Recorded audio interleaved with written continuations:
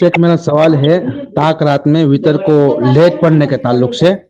जो हमारे यहाँ ऐसा होता है कि ताक रातों में तरावी के बाद ऐसा ऐलान होता है कि भाई वितर की नमाज 3 बजे हो गई या जो भी टाइम फिक्स होगा। शेख मैंने 2024 रमजान में भी ये सवाल किया था और आप ही का एक वीडियो देखा था जिसमें शायद पक्का नहीं कह रहा पर आपने ऐसा करना सही नहीं है ये कहा था। तो क्या बात सही है, रहनुमाई करें।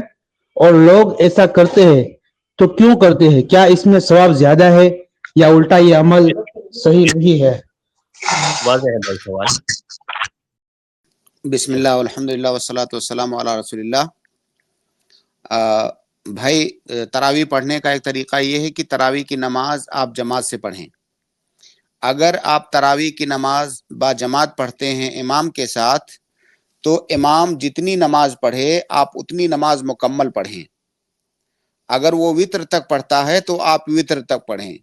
जब आपने इमाम के साथ आखिर तक नमाज पढ़ ली तो आपको ये फजीलत मिलेगी कि आपने गोया पूरी रात का क़याम किया। लेकिन अगर तरावी की नमाज आप जमात में पढ़ने नहीं जाते हैं बल्कि तरावी की नमाज आप तन्हा पढ़ते हैं, तो अगर आप तन्हा पढ़ते हैं तो फिर आपको इख्तियार है, आप चाहें तो इशा के बाद पढ़ लें तरावी की नमाज और उसके बाद जो है वित्र की नमाज आप लेट से पढ़ें। लेट से इसलिए पढ़ें कि हो सकता है रात में आप नवाफिल पढ़ें। अगर रात में आपको नवाफिल पढ़ना है तो फिर आप वित्र की नमाज लेट से पढ़ें। और अगर आप चाहें तो तरावी के साथ फौरन ही आप वित्र की नमाज पढ़ लें और ऐसा उस वक्त करें जब आपको रात में उठ करके नवाफिल नहीं पढ़ना है।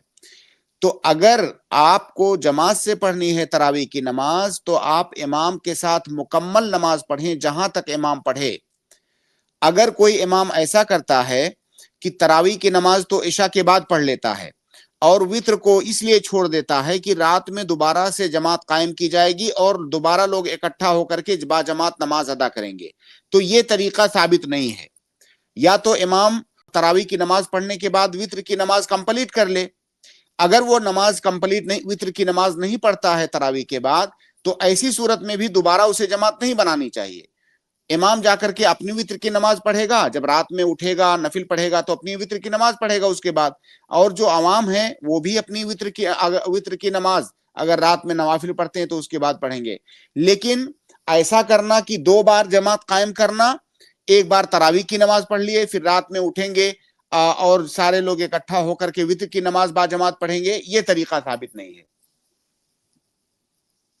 जी शेख, तो सीख इसमें कोई दलील वगैरह है कि आगे भेज सके, क्योंकि बहुत ज्यादा जगहों पर इसी तरीके से होता है शेख। तरावी 8 रकात हो गई।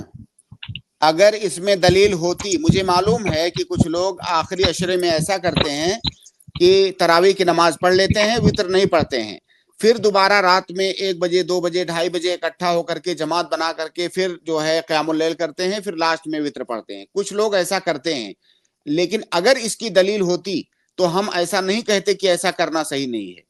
एक ही रात में 2 बार क़यामुल लैल करना बाजमात ये कहीं पर भी साबित नहीं है। अगर कोई ऐसा करता है तो दलील उसको देनी पड़ेगी। क़यामुल लैल अगर ना करें शेख, जैसे क़यामुल लैल इब्तिदा रात में कर लें और फिर सिर्फ वितर जो है बाकी रखें और सिर्फ वितर आखिर में पढ़ें, इसका मतलब 2 बार जमात करें। हाँ, यानी एक बार क़याम की तरावी की, देखिए दूसरा सिर्फ वितर की। 2 बार जमात करना ये साबित नहीं है।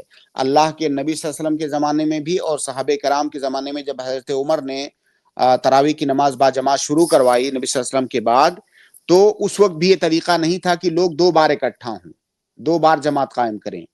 तो सही तरीका ये है कि अगर आप बाजमात पढ़ रहे हैं तो एक ही बार में मुकम्मल पढ़ने, और इसमें कोई हरज नहीं है एक बार पढ़ने में।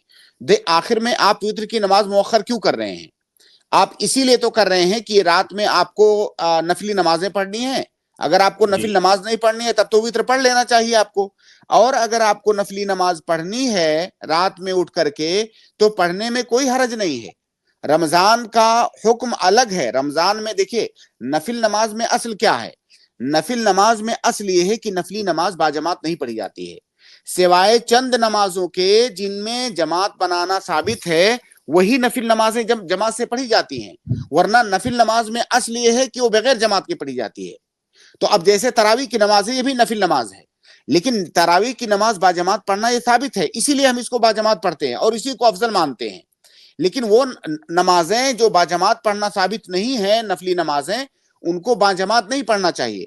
اللہ کے نبی صلی اللہ علیہ وسلم سے قیام اللیل باجماعت پڑھنا صرف ایک آدھ بار ثابت ہے بس. قیام اللیل نفلی نماز ہے، تو قیام اللیل کی نماز جیسے غیر رمضان میں اگر کوئی کہے کہ میں تہجد کی نماز یا قیام اللیل کی نماز مسلسل جماعت کے ساتھ پڑھوں گا، تو ہم کہیں گے کہ یہ سنت کے خلاف ہے. کیوں خلاف ہے؟ کیونکہ نفلی نماز میں اصل یہ ہے کہ وہ بغیر جماعت کے پڑھی جائے. ہاں کبھی کبھار اگر آپ نے پڑھ لیا تو کبھی کبھار اللہ کے نبی صلی اللہ علیہ وسلم سے ثابت ہے. تو آپ اس بات پر اتنا زیادہ حرص کیوں کر رہے ہیں کہ آخری عشرے میں ایک بار پھر جماعت قائم کریں؟ بھائی نماز آپ کو پڑھنا ہے تو اس کی کوئی ممانعت نہیں ہے. آخری عشرے میں تراویح اور وتر کے بعد آپ رات میں بیدار ہوئیے، جتنی نفل نماز پڑھنی ہے آپ کو پڑھیے، کوئی مذائقہ نہیں ہے، اور یہ نفل مطلق ہوگی. تو اس بات پر اصرار کیوں ہے کہ ہم دوبارہ اکٹھا ہو کر جو دوبارہ جماعت قائم کریں گے جو چیز کی ثابت ہی نہیں ہے؟ اور آپ جو فضیلت پانا چاہتے ہیں دوبارہ جماعت بنا کر کے نفلی نماز پڑھنے کی فضیلت پانا چاہتے ہیں، وہ بغیر جماعت بنائے ہوئے ہی آپ کو مل رہی ہے، اور آپ کے لیے نفل پڑھنا جائز ہے اور وہ نفل کی فضیلت بھی آپ کو مل رہی ہے. تو آپ کو جماعت بنا کر کے اس سنت کی مخالفت کرنے کی کیا ضرورت ہے؟ بھائی گناہ ہوگا مطلب پڑھتے ہیں تو گناہ ہے کیا پوچھ رہے ہیں شیخ شاید وہ؟